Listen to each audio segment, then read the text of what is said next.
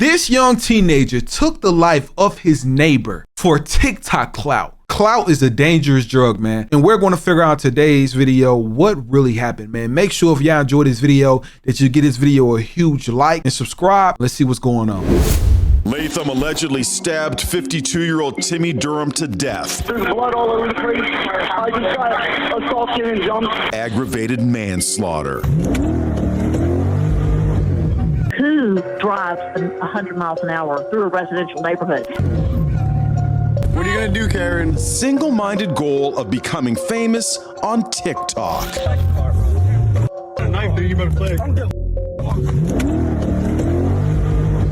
Alright, so in today's video, I'm going to be explaining how an 18-year-old kid from Vineland, New Jersey ended up in jail for murdering his neighbor because his thirst for clout got the best of him. You know, it's a really tragic line of events and was completely avoidable if the right intervention was taking place. Definitely completely avoidable, but at the same time, man, the stuff that people would do for clout, like, it's crazy. It's like, it's a mental illness, and I'm surprised really YouTube haven't came up with some type of option to give people like this free therapy or free insurance to get this type of therapy. Like, because clout is one, I can't say the D word, but y'all know what I'm talking about with that quote. But that never happened. One small problem spiraled out of control and eventually turned into a chaotic shitstorm that couldn't be stopped once things got too far. And I first heard about this story from a viewer of mine who messaged me on Instagram saying, "Hey Destiny, you probably have seen this or not. I want you to react to it. I know it happened 2 months ago, but I just heard of it now." And she linked me a video saying, "Did teen kill neighbor to become famous on TikTok?" I even stopped watching the video because I can watch you react to it, so please do.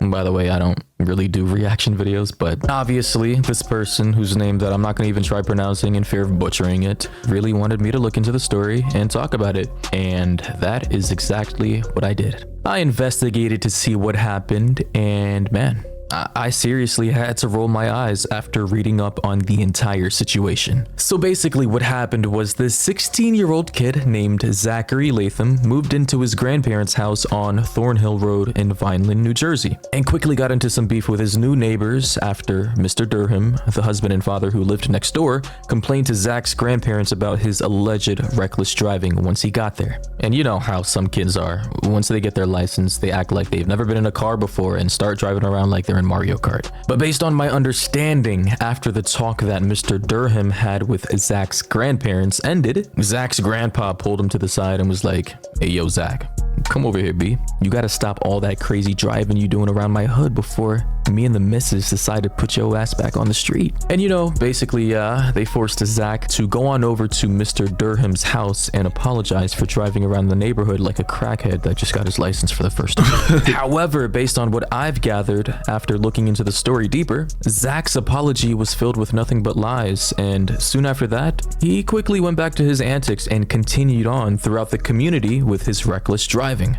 Mr. Durham, now seeing that Zach really didn't care and completely dismissed what had happened earlier today as if he was a dementia patient with short-term memory loss, got really annoyed. And his impression of Zach being his new neighbor in his neighborhood plummeted into a deep, dark, fiery hole of hell that could never return. From that point on there, he really did not like Zach. And that is when everything started to go downhill and was the catalyst for what would one day start a bloody fight that would end up taking Mr. Durham's life. And you know, I think it's very important for me to clarify that the killing of Mr. Durham didn't just happen out of nowhere. It wasn't a random occurrence of unlucky events that led to this deadly altercation between Mr. Durham and Zach. Because what most people fail to realize is that after the initial confrontation 2 years ago, there were many more small fights, arguments, and skirmishes between Mr. Durham, his family, and Zachary Latham. Like, this thing has been boiling up for a while now, and tensions have been rising. Like, for example, a month before the killing, on April 6th, Latham recorded himself embroiled in a heated confrontation with Mr. Durham's wife, Catherine, in which he, in a video that I'm going to show you guys in like a second, calls her Karen over and over again after she complains about his wild driving. What are you going to do, Karen? That's not my name, so get my name straight. Go ahead. You okay, Karen? Go ahead, get my tag. Go. Get my tag, Karen. My name is not Karen, so get my name straight. Get my tag, it's okay.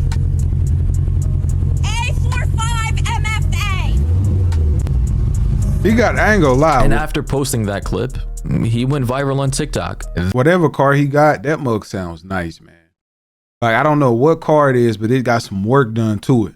That specific clip accumulated over 3 million views on his TikTok account, and the people who commented on the video were suggesting that he cut her tires, egg her house, and continue to mess with her even more. Like, you can imagine how he felt after realizing that people actually enjoyed his destructive behavior and that they actually found it entertaining, especially when considering that most of his previous videos got no more than 150 likes at most. Inside his mind, he was probably thinking that this was his time to shine and was actively thinking of new ways to fuck with his next door neighbors. And days later though, Zach actually pulled up to Mrs. Durham's house and shouted, "Hey Karen, we went viral." Obviously trying to get inside Mrs. Durham's head by taunting her. And actually in another video that I saw that he recorded, it shows him having a confrontation with William Durham Jr., which is her 21-year-old son, as he walks up to Zach's car saying, "Get out of the car, bro." And then Zach responds back by saying that he's armed with a knife. And then he took that video, which he recorded, posted it to his TikTok with the description, "Karen's son found the video, went viral, and tried taking me out of the car." And actually in an article it says here, police responded to this incident and took accounts from both Durham and Latham, but no charges were filed according to an investigation. In the article it also says he has also blown her a kiss as he sped by while driving to his house. So obviously he was just continuing to mess with her and trying to taunt her, you know, trying to get a reaction out of her. That's the kind of guy that he is. You know, this Zach guy, whoever the fuck he is a straight up dickhead. Like, he's an actual asshole. And to be honest, I would never want someone like him to be my neighbor, because like, we would definitely be fighting every other week if he was on some bullshit like that while living right next door to me. But after reading up on some articles about this guy and who he is, I couldn't find much. Like, information about his life and his personal background was pretty sparse. However, after doing a little digging, I found out that this guy Zach was emancipated at 17 and was a soldier in the army serving as a National Guard private at 18. Which is ironic, since being a part of the National Guard means your job is to serve and protect your state, country, and community, and not terrorizing and being a nuisance to your next door neighbors. I also found some images of him from his TikTok account that makes him look like a straight up egocentric dickhead. As you can see here in this image, it says 350Z owner, I love 5W-30. Is that a Tome dog? Society, neighbors hate you, cuts everybody off. What are blinkers? Road rage, loud exhaust, my DE will smoke your HR. Is this how douchebags communicate with each other? And another image, it says people in the army, because he's a National Guard in the army. He says, drives a Mustang or Camaro with 20% APR. I can drink more than you. Gets called stuck up, always loud, chair force, anger issues, has guns, likes to party. So clearly this guy's an asshole. And he's making it out to seem as if these personality traits are actually cool. Pretty weird. And another image, it says owning a Corvette. By the way, I don't know how you have all these cars at 17, but man, I guess good for him. Corvette Daddy's too. Money. What's the speed limit? Want a race? Revs at the red light. Gets heated on for having a nice car. Ew, a Mustang stuck up. Yeah, this guy is basically like the epitome of everything I hate about people personified.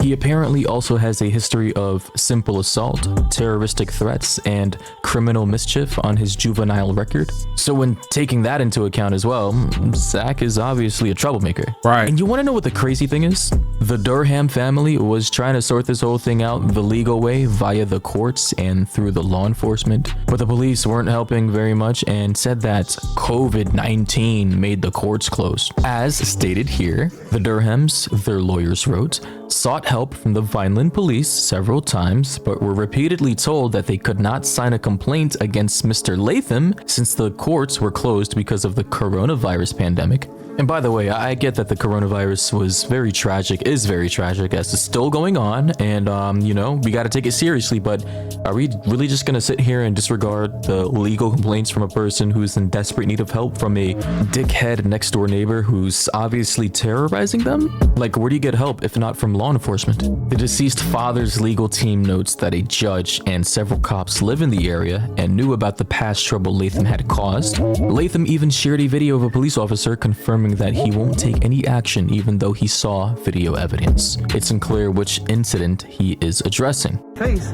we would arrest you. But you won't do anything even though you saw video proof, correct? Correct. Okay. For your video, that is correct. Thank you. Say what's up, TikTok. TikTok? Yeah, They say got what's a up. Corvette too. TikTok.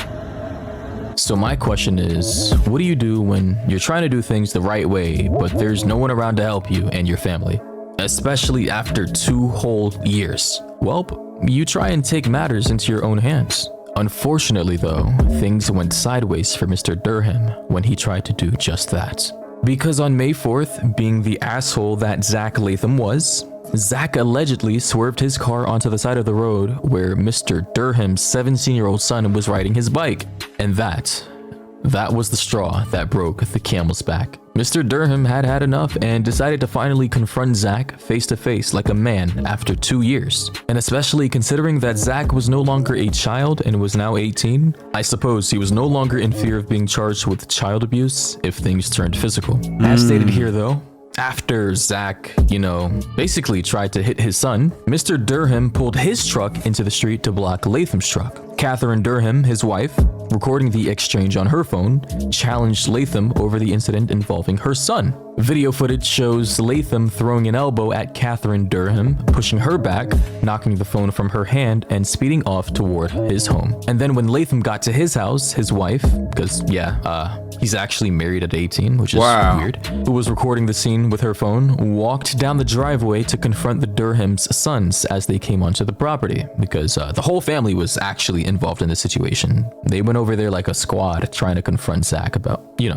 Just imagine having beef as an entire family with one kid. That is wild, bro. everything that happened over the course of 2 years. Sarah Latham, Zach's wife, told the Durham sons that they had better back up because they were not going to like what was coming out of the house. If that's really his wife, she's going to have to basically, everything that's going on with him is going to be on her now. Like, if they get sued, then she's going to be liable just as much as he is liable because he's possibly incarcerated at the moment. They still didn't tell us what ended up happening right now. But I don't know. Back in the day, bro, you could not beef with your neighbor. I don't know. When I grew up, I had neighbors where I got whoopings from my homeboys' mothers. You know what I'm saying? Mine basically was my neighbors. Like if we did something crazy, you got popped. And it wasn't no, don't touch my son. It's what he did. That's what he get. Then I'm finna get a whooping when I get home.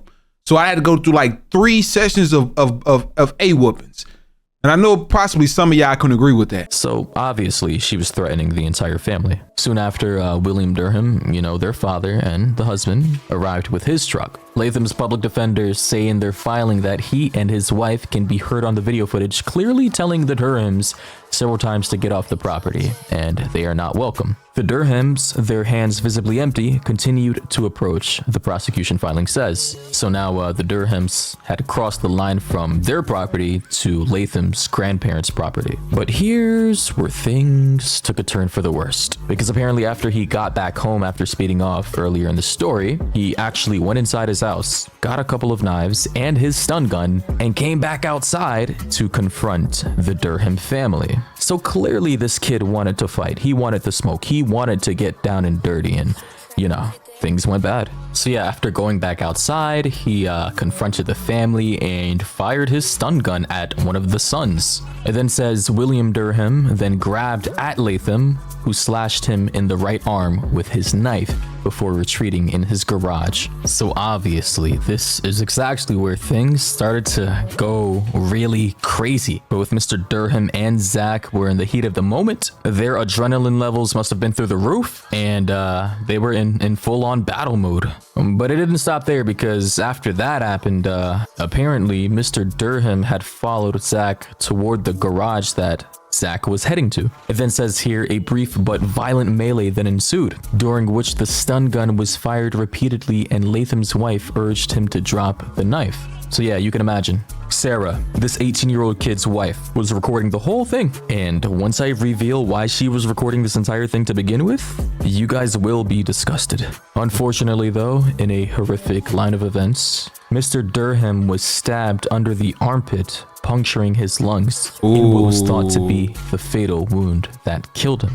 Perry, Latham's lawyer, did not respond to requests for comment on the suggestion that his client had lured William Durham to his death in hopes of gaining social media notoriety. Because as it stands right now, their lawyers, the lawyers that represent Mr. Durham's family, they genuinely believe that the whole reason for Zach continuously trying to mess with the Durham family was to get reactions out of them so that he could then record them, post it to his TikTok, and try to become TikTok famous. Right. And you know what? In this instance, I absolutely do believe TikTok did have a role to play in the way that things ended up in the situation. You know, Zach's own narcissism, ego, mixed in with the weird ass people in his comment section telling him to continue to keep fucking with his neighbors, led directly to this tragedy. And I feel like that too. Like, just think that happens in a lot of situations. I don't think that it's just his, but I noticed that TikTok, the stuff that they promote and the things that you'll see go viral, you'll be like, bro, how is this even going viral on TikTok? How is it even going viral on Facebook or YouTube?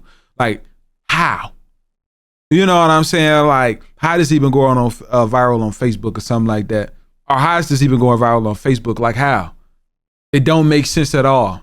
And it's honestly disrespectful. You know, like TikTok should have held them accountable, but you know, like I said, clout is a drug, man. People lose their life over it. But in my opinion, it's not even TikTok's fault necessarily, because in my opinion, TikTok is just a symptom of a larger pre-existing condition that we've had in our society ever since people figured out that they could gain fame from social media. You know, the idea of getting famous on social media is like an intoxicating drug that takes over your entire body once it enters your bloodstream. And just the thought of being able to do something wild to capture the attention of millions of people across the world really has got some people hooked like a fish on bait, unaware of the impending doom about to come their way once they're captured by a fisherman. But in this case, that fisherman is TikTok.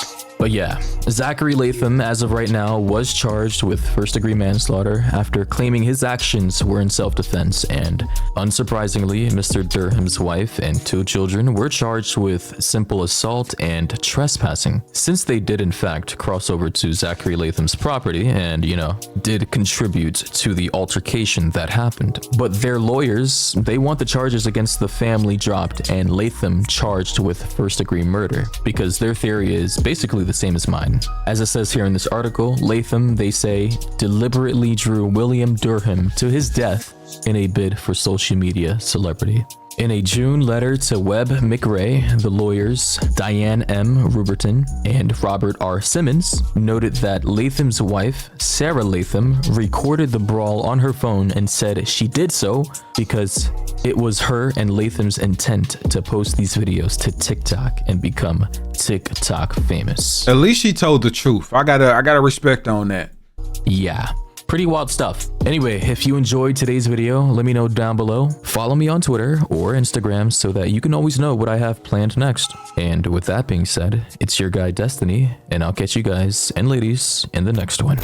Alright, so in an updated report I read after recording this video, I found out that this guy, Zachary Latham, isn't even in jail because apparently the judge who is currently overseeing this case didn't think it was necessary to jail him until his next court date, which is scheduled to be in May of 2021. It says here, in denying pretrial detention, the order said, further, for the reasons set forth on the record and herein, the court does not find clear and convincing evidence that pretrial detention is necessary to reasonably assure the defendant's appearance in court when required, the protection of the safety of any other person or the community, and that the defendant will not obstruct or attempt to obstruct the criminal justice process.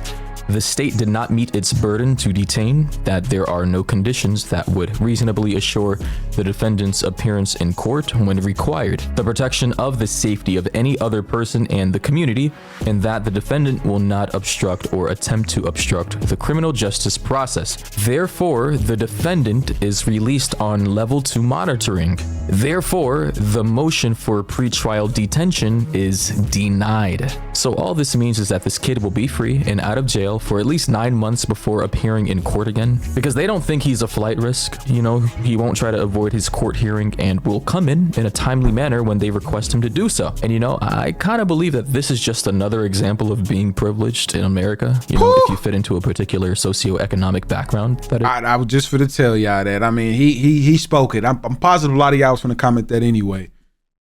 And I can almost guarantee you that if this kid wasn't rich, you know, was a bit tanned on that day that he appeared in court and lived in the inner city, this judge would have had him in jail until his next court date in 2021. It's a sad reality of the imbalances between being rich versus being poor in America. But, you know, it is what it is. It's a cold world out here, baby. Anyway, like I said before, let me know your thoughts and opinions down below.